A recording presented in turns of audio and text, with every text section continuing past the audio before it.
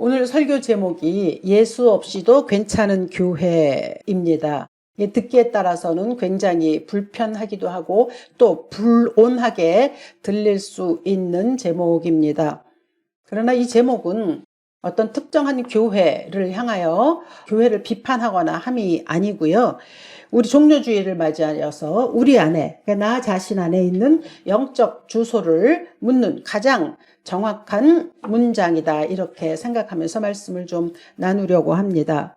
우리는 정말 예수께서 중심에 계신 신앙을 살고 있는가, 아니면 예수님 아니어도 그저 잘 굴러가는 그러한 신앙생활을 하고 있는가라는 것을 오늘 고난주간을 통하여서 한번 우리 자신에게 대입해 보고자 합니다. 어떤 자취집에 갔는데 막 음식도 화려하고 그야말로 음악도 완벽하고 손님들도 가득한데 정작 그 잔치집의 주인공인 주인이 보이지 않는다면 참 그 잔치를 뭐라고 말하기가 어렵지 않습니까? 그런데 오늘 본문에 나타난 라오디게아 교회가 바로 그러한 상황과 똑같았습니다. 라오디게아 교회, 시스템 완벽했습니다. 재정도 넉넉했습니다. 그래서 사람들은 모두가 다 참 우리 자신은 정말 좋은 교회에 다닌다고 만족해 했습니다. 그런데 오늘 말씀을 보니 정작 그 교회의 주인 되신 예수님은 문 밖에 서 계신 그런 기이한 풍경을 보여줍니다. 오늘은 종려주일입니다. 이제 다음 주가 부활주일이죠. 그리고 한 주간 고난주간으로 우리가 이제 보내게 되었습니다. 때마다 이 종려주일이 되면은 모든 교회가 예수께서 예루살렘으로 입성하셨을 때의 일을 생각하고 또 그에 맞는 본문을 맞춰서 묵상하기도 합니다. 그때 이스라엘 모든 백성들은 종려나무 가지를 흔들고 자기들의 옷을 땅에 깔아서 예수님의 그 예루살렘 입성을 정말 환호하고 축하했습니다. 호산나 찬송하리로다, 주의 이름으로 오시는 왕이여 라고 그렇게 노래 불렀죠. 겉으로 보기에는 굉장히 뜨거운 믿음을 가진 사람들의 환호처럼 보입니다. 그리고 정말 열렬하게 예수님을 참 찬양하며 그들이 예수님을 받아들였는데, 그렇지만 불과 며칠 지나지 않아서 예수께서 십자가에 달리실 때 많은 사람들은 그분을 저주했고 그리고 또 그 앞에 나타나지도 않았습니다. 그래서 십자가 아래 있었던 사람은 몇몇의 여인들, 그리고 제자 가운데서는 요한뿐이었습니다. 근데 그 많은 환호가 사라진 이유는 단순합니다. 그러니까 자기들이 원하는, 이 사람들이 예수님을 맞이한 것은 우리의 방식대로 무력을 써서라도 이 로마를 무찔러줄 그러한 왕을 바랐던 거죠. 그러니까 자기의 욕망을 그대로 실현해 줄 사람, 그걸 채워줄 사람, 그런 도구로서 예수님을 기다렸던 거죠. 그런데 그렇게 십자가를 진다니까, 십자가를 지는 왕은 생각하지도 못했고 더더군이나 원한 적도 없는 것이죠. 그러니까 내 방식대로 오지 않는 예수는 필요 없다고 생각한 거죠. 그것이 종려주일의 아주 슬픈 단면입니다. 그러니까 내 욕망의 문을 열어놓고 그리고 예수님을 맞이하는 것. 근데 그것은 영접이 아니죠. 그저 이용일 뿐입니다. 근데 이런 종려주일에 나타나는 비극, 이 비극의 현장이 오늘 그 라오디게아 교회에서도 일어났습니다. 신약의 마지막 편지가 요한계시록입니다. 그리고 이제 그곳에 7개의 교회가 나오는데 라오디게아 교회는 예수님으로부터 책망을 받았던 교회죠. 라오디게아라고 하는 도시는 당시 금융의 중심지였고 안약 제조가 굉장히 유명했던 그러한 도시였습니다. 뿐만 아니라 양모 산업으로 엄청난 부를 쌓았습니다. 그러다 보니 교회도 그 부유함의 혜택을 입었다고 볼 수 있죠. 그들 스스로가 이렇게 말했습니다. 17절이죠. 나는 부자라 부요하여 부족한 것이 없다. 그냥 이제 말로 들으면 굉장히 교만하게 보이지만 그렇기만 하겠습니까? 그냥 그래, 이만하면 됐어, 이만하면 잘 사는 거지, 이렇게 생각했을 수도 있습니다. 그러니까 다시 말하자면 라오디게아 교인들은 현대식으로 좀 풀어서 설명하자면 근사한 예배당 있는 거고요. 그리고 또 그에 따른 부속 건물도 아주 좋은 거고요. 주차장 건물 다 딸려 있고 또 요즘식으로 말하자면 안락한 커피숍도 있는 거죠. 그러니까 모든 면에서 안정감이 있고 조직, 제도 잘 갖추어져 있고 시스템도 너무 잘 돌아가고 재정도 넉넉하고 뭐 이러니까 다들 부족함이 없다고 생각한 거죠. 예, 뭐 그럴 수 있습니다. 그런데 문제는 뭐가 되냐면 예수께서 내리신 평가가 전혀 그들의 생각과 다르다는 데 있습니다. 17절 후반부에 보면 예수께서 말씀하시죠. 너는 부자라 부유해서 부족한 것이 없다고 말한다마는 그러나 내 곤고한 것과 가련한 것과 가난한 것과 눈먼 것과 벌거벗은 것을 알지 못하는도다 라고 굉장히 참 차갑게 말씀하셨습니다. 그 상태, 뭐 눈 멀고 뭐 보이지 못하고 하는 이런 것이 나쁜 게 아니라 그렇다는 사실을 모른다는 점, 그것을 깨닫지 못한다는 것이 굉장히 문제라고 하는 거죠.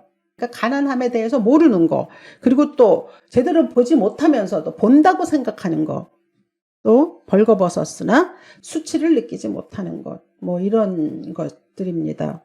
안데르센의 동화 벌거벗은 임금님 다 아시지 않습니까? 그 왕은 벌거벗고 나왔습니다. 백성들이 그것을 보니 다 보았습니다. 그런데 아무도 그 왕에게 벌거벗은 왕이라고 말을 하지 못했습니다. 그 이유는 무엇입니까? 그렇게 그렇다고 이야기했을 때에 자기들에게 올 어떤 뭐 어려움도 있었겠고 여러 가지, 그리고 그렇게 말할 수 없었던 여러 가지가 있어서 위선이죠. 서로가 다 위선 속에 살아가고 있었던 거죠. 라오디게아 교회가 사실은 그랬다는 겁니다. 정말 완벽한가?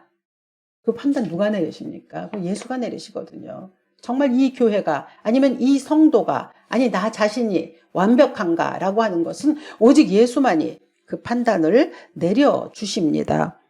그러니까 세상의 성공, 부요 뭐 이런 것으로서 그 옷을 입고 이제 그렇게 말하는데 그게 가짜야 라고 지금 예수께서 말씀하시고 계시는 거죠. 그러면서 그것에 대한 처방전을 18절에서 세 가지로 알려주십니다. 18절은 내가 너를 권하노니 내게서 불로 연단한 금을 사서 부요하게 하고 흰옷을 사서 입어 벌거벗은 수치를 보이지 않게 하고 안약을 사서 눈에 발라 보게 하라 라고 굉장히 핵심을 찌르는 말씀이죠. 그러니까 이것을 다시 풀어보면요. 다 가졌다고 생각하고 있는데 그렇지 않거든. 그러니까 사실은 너희들이 아무것도 제대로 가지고 있는 것은 없는 거야. 그러므로 내가 지금 이야기하는 것으로부터 다시 시작하라 라고 말씀하시는 겁니다. 첫 번째는 불로 연단한 금을 사서 부요하게 하라는 말씀을 주셨습니다. 사실 라오디게아 사람들에게 금은 굉장히 익숙합니다. 뭐 부요한 도시였기 때문에 당연히 그때 지금도 마찬가지 아닙니까? 금은 굉장히 거대한 경제 수단이지 않습니까? 뭐 그 부요한 도시였으니까 당연히 금에 대해서는 잘 알고 있는데 예수께서 말씀하시는 금은 그냥 우리가 말하는 그런 골드 그것을 말하는 것이 아니라 불로 연단한 금을 예수로부터 사라라고 하는 말씀입니다. 이 말씀은 그냥 평안할 때 유지될 수 있는 그런 믿음이 아니고 고난의 풀무 속에서도 변치 않는 순궁 같은 그런 믿음으로 나에게 나오라라고 하는 그런 말씀인 거죠. 사실 우리가 보면 등 따숩고 배부르면 그렇게 예수 잘 믿는 사람이 참 의외로 없습니다.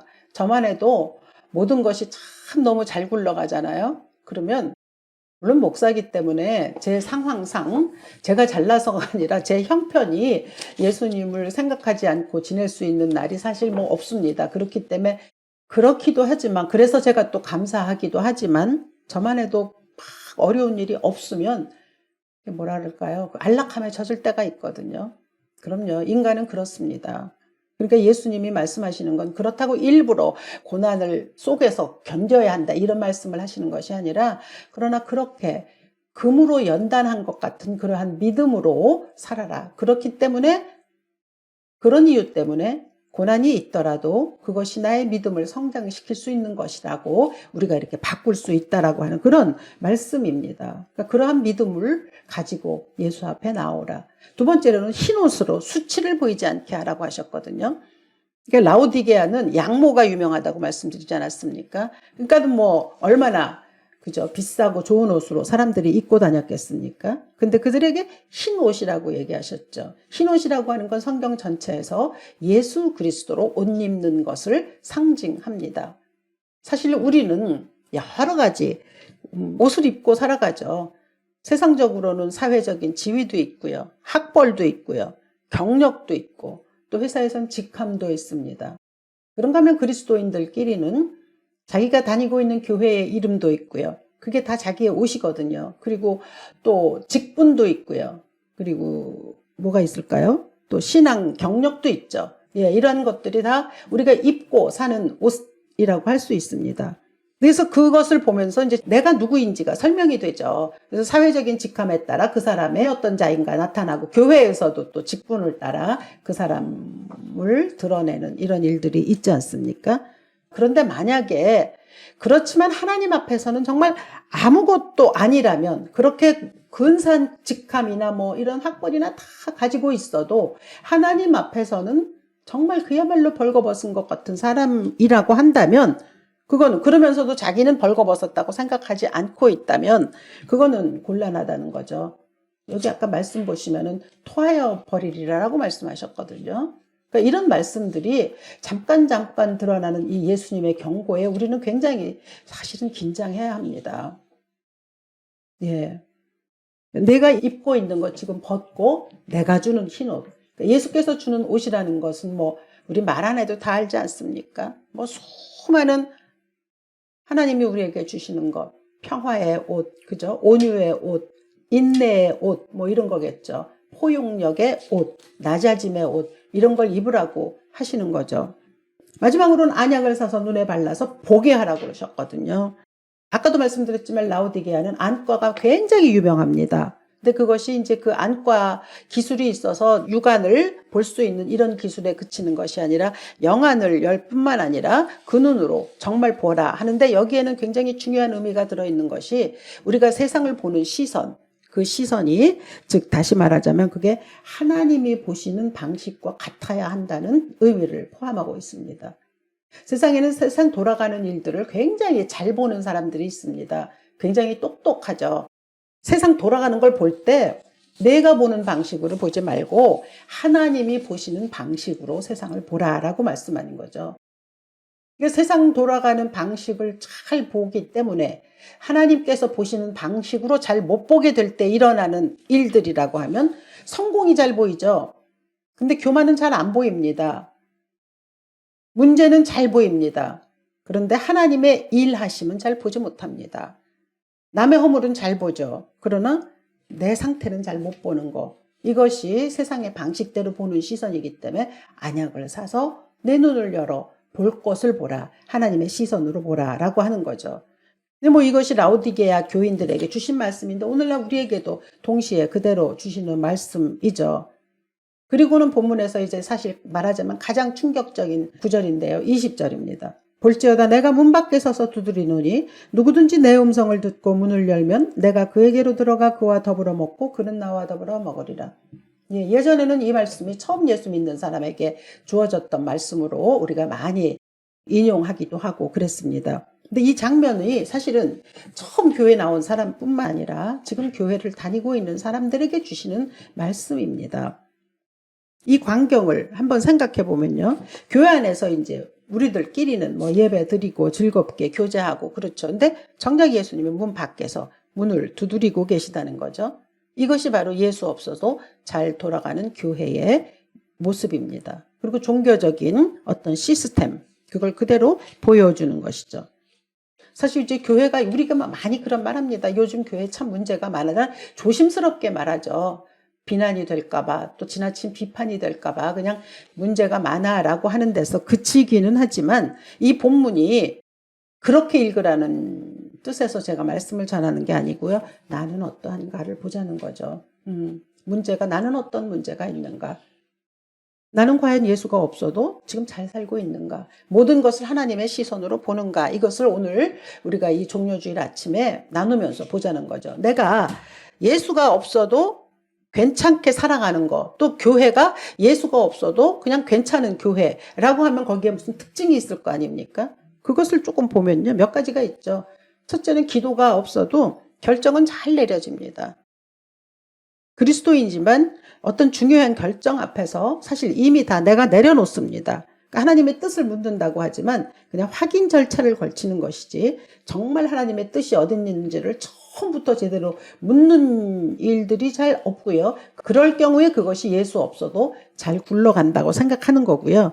그리고 근데 기도가 별로 많지 않고 또 결정을 제대로 응답을 받지 않고 내린 결정이 또 잘 뭐랄까 풀릴 때 우리는 그걸 축복이라고 이야기하죠.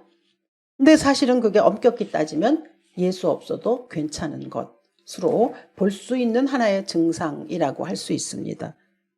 그렇죠. 두 번째는 말씀을 듣습니다. 그렇지만 삶이 바뀌지는 않는 것. 그것이 예수 없어도 괜찮은 삶입니다. 설교를 들으면 참 은혜는 잘 받습니다. 뭐 툭하면 아멘 하고요. 그죠? 뭐 저도 옛날에 그랬으니까요. 그리고 내가 아멘 소리가 크면 클수록 막 내가 굉장히 믿음이 좋은 사람처럼 착각해 왔거든요. 네. 그리고 은혜도 받고 그러는데 문제는 뭐냐? 여전히 내 고집 안 꺾습니다. 내 가치관 바뀌지 않습니다. 여전히 같은 방식으로 생각하고 같은 방식으로 말하고 또 같은 방식으로 판단하고 행동하는 거, 살아가는 거. 그것은 겉으로만 말할 뿐이지 전혀 예수는 그 안에 있지 않은 게 되는 거죠. 그러니까 이런 경우에는 사실 말씀으로 은혜 받았다고 할 때 그 말씀은 어떤 지적인 뭐랄까요? 유희, 그러니까 심하게 말하면 지적인 유희에 불과하거나 또는 그냥 감정을 만족시키는 것에 불과할 수밖에 없습니다. 정말 말씀이 우리 안에 들어오면 칼이 됩니다. 말할 수 없는 날카로운 검이 돼서 나를 찌릅니다. 내 자존심을 찌르고 내 고집을 찌르고 내 혈기를 찌르죠. 그래서 그것들이 달라질 수밖에 없습니다. 그런 것이 없다면 그것이 예수 없이도 잘 굴러가는 신앙인 거죠. 세 번째는 예배는 있지만 기다림이라고 하는 것은 없는 그러한 현장입니다. 시간 맞춰 예배 잘 드리고요. 또 뭐 그 아래서 해야 되는 예배 순서를 따라 잘 진행대로 맞춥니다. 그런데 그 마음속에 오늘 하나님 나한테 무엇라고 말씀하실까? 내가 오늘 하나님께 걸 수 있는 기대는 무엇일까? 오늘 하나님이 말씀과 찬양과 기도 속에서 나를 어떻게 건드리실까? 나를 어떻게 빚어가실까? 라고 하는 기대가 만약에 없다면 그럼요. 그거 없이 그냥 한 시간의 예배를 그냥 드린다면 그건 그냥 순서에 따라 드려지는 종교 행사에 지나지 않습니다. 그러니까 우리가 매번 예배를 드릴 때마다 사실은 기대도 있어야 하고 떨림도 있어야 하고 마지막엔 감동과 감격이 있어야죠. 하나님을 만나는 그 은혜가 있어야 되는 거죠. 예수 없이 굴러가면서도 괜찮은 거. 그것이 마지막으로는 교회에서 대화 속에서 또 성도들 간의 그리스도인들 간의 대화 속에서 예수님은 없는 것 이것이라고 할 수 있습니다. 수많은 그리스도인들이 정치 이야기 많이 합니다. 요새는 특히 주식 이야기 많이 하죠. 그리고 만나면 은근히 자식 자랑하면서 꼭 막 말끝에는 붙이죠. 하나님의 은혜라고. 근데 자식 자랑은 하지 말라는 거 아닙니까? 그죠? 예. 더군다나 요즘엔 손주 자랑도 하지 않습니까? 예, 저도 그런 면에서는 정말 회개해야 되리라고 이 말씀을 준비하면서 그런 생각했습니다. 맞아, 그렇다. 그러니까 우리가 서로 교회 안에서 그리스도인끼리 대화할 때 하나님께서 성령으로 어떻게 역사하셔서 내가 이 불가능한 일들을 하게 하셨는지에 대한 고백이 있어야 하죠. 또 내가 참 말할 수 없이 부족하고 교만한데 이러한 것들이 어떻게 조금씩 부서지는지에 대한 그런 은혜의 나눔이 있어야 되는 거죠. 하나님이 때마다 일마다 나에게 어떻게 역사하시는지. 그래서 내가 이렇게 성령의 역사로 순종하다 보니 이런 일들이 일어났다라고 하는 이런 고백들이 우리들의 대화 속에서 있어야 하는데 교회가 이제 그렇게 하지 못한다는 거죠. 그런데도 불구하고 그냥 즐겁고 뭐 또 관계도 나쁠 거 없고 또 문제도 없다고 생각하면 그게 바로 어쩌면 예수 없이도 괜찮은 교회일 수 있습니다. 왜냐하면 예수가 우리 안에 계시잖아요. 그러면 정말 정확한 거 한 가지 말씀드리면 우리 삶이 좀 불편해집니다. 근데 이제 보면 사람들이 예수 믿으면 평안하기 원하고 그죠? 평강을 주신다고 했는데 이렇게 불편하다는 게 마음에 걸리실 수 있거든요. 이거는 조금 예화를 들어서 설명을 해드리면요. 만약에 누가 뼈가 어긋났다, 뭐가 잘못됐다. 그럴 때 보면은 어긋난 환자는 우선 진통제를 맞기를 원할 것입니다. 빨리 이 통증이 없어지길 원하죠. 그러나 병원에 갔을 때 의사는 어떤 판단 내립니까? 이거는 뼈를 맞추는 수술을 해야 합니다라고 말할 것입니다. 그러니까 우리의 삶이 진통제 가지고 안 되는 때가 있거든요. 그런데 우리는 이제 그런 것을 원할 때가 있는 거죠. 통증만 없앤다고 끝이 아니잖아요. 네, 그런 것처럼 우리가 잠시 불편해도 잠시 아파도 해야 될 것은 해야 되는 것이죠. 그 신앙도 마찬가지예요. 그 라오디게아 사람들이 그냥 세상이 주는 진통제에 취해 있던 거거든요. 그러면서도 몰랐던 겁니다. 그 사람들은. 그렇지만 그런 식으로 계속 나가면 점점 더 사실은 예수님과는 멀어질 수밖에 없습니다. 예수님과 함께 살면서 예수께서 하라는 대로 예수가 우리 안에 계시고 예수가 우리 교회 안에 계시면 불편한 건 맞습니다. 왜냐면 포기하라 하시잖아요. 희생하라 하시지 않습니까? 낮아지라고 하시죠. 주라고 하시지 않습니까? 내려놓으라고 하십니다. 십자가를 지라고 하시죠. 그것이 우리의 성정과는 얼마나 반대의 것입니까? 그러니까 당연히 불편할 수밖에 없죠. 그리고 우리가 로봇이 아니지 않습니까? 그러니까 이렇게 내려놓고 뭘 짊어지고 막 다 포기하고 하려고 그러면 우리에게 주신 지정의를 다 그냥 갖추어서 그 안에서 우리가 정말 성령의 역사로 그 역사에 순종하면서 일들을 해야 되거든요. 분명히 불편하죠. 불편한 지점이 많이 있습니다. 그리고 갈등도 막 생깁니다. 그렇지만 그래도 그것이 우리에게 필요한 것, 그리고 내가 마땅히 수술받아야 할 것은 수술받아야 한다는 그러한 예수님의 말씀이라고 한다면 해야 되는 거죠. 예수께서 밖에서 문을 왜 두드리십니까? 그냥 그 안에서 잘 자기네끼리 즐겁고 막 편안하게 우리는 너무 부자라서 부유해서 부족한 게 없어라고 사는데 그게 괜찮으셨다면 예수께서 문을 두드리실 리가 없죠. 근데 문을 두드리신 이유는 너희는 지금 뼈를 다시 맞추어야 해 라고 말씀하시기 때문이거든요. 이것은 라오디게아 교회뿐만이 아닙니다. 우리 모든 한국 교회 또 이 세상에 있는 모든 교회들이 다 귀담아 들어야 할 말씀이기도 합니다. 그래서 만약에 지금 내 자신을 들여다봐야죠. 내가 지금 과연 정말 예수가 없으면 안 된다 그러고 사는 삶인가? 아니면 예수 없는데도 그럭저럭 괜찮다고 생각하면서 살아가고 있는 삶인가? 그래서 내가 조금이라도 어긋난 게 있다라고 느껴지면 수술대 위에 올라야죠. 돌아볼 수 있는 것은 나는 과연 지금 예수가 내 중심에 계셔서 그 예수님의 뜻대로 살아가려고 하고 있는가? 성령의 역사로 살아가려고 많은 지점 불편하기도 하지만 그래도 감사하며 따르려고 순종하는가? 이런 것을 우리가 좀 살펴봐야 되지 않겠습니까? 우리의 신앙생활이 그냥 안온합니다. 근데 또 편안하다고 생각해요. 그렇다고 하면은 정말 잘 따져봐야 하는 것이 이것이 정말 성령께서 주시는 평강인지 아니면 그냥 내가 좋은 게 좋은 거다. 그러나 여전히 주님은 문 밖에 세워둔 영적 무관심이 아닌가 한번 살펴보아야 합니다. 예수께서 말씀하십니다. 19절에서 그러므로 네가 열심을 내라 회개하라. 여기서 열심이라고 말하는 헬라어는 젤레우오라고 해서 jealous, 그러니까 질투라고 하는 그 단어이거든요. 근데 여기서 질투라고 하는 것은 우리들이 생각하는 그런 단어가 아니고요. 마음을 빼앗기다라고 하는 뜻입니다. 사실 질투도 그런 거겠죠. 나에게 있던 마음이 다른 쪽으로 갔으니까 이제 질투하는 거 아니겠습니까? 그러니까 이 열심, 마음을 주 앞으로 돌이키라는 거죠. 혹시라도 다른 쪽에 빼앗긴 게 있었다면, 그리고 그것이 종교적인 활동이나 종교적인 열심으로 나타날 수도 있는데, 그랬다면, 아니, 그게 아니고, 본질, 신앙의 본질이신 예수께 마음을 빼앗겨야 한다는 거죠. 참, 우리가 예수 믿는다고 하면서도 얼마나 돈에, 또 다른 사람의 시선에, 또 그들의 말에, 그죠? 성공에, 다시 말하자면 세상에 우리의 마음을 많이 빼앗길까? 예수에게 마음을 빼앗기자라고 하는 거죠. 환자가 수술대 오르면 무조건 의사에게 맡기지 않습니까? 그렇듯 의사에게 맡기라는 거죠.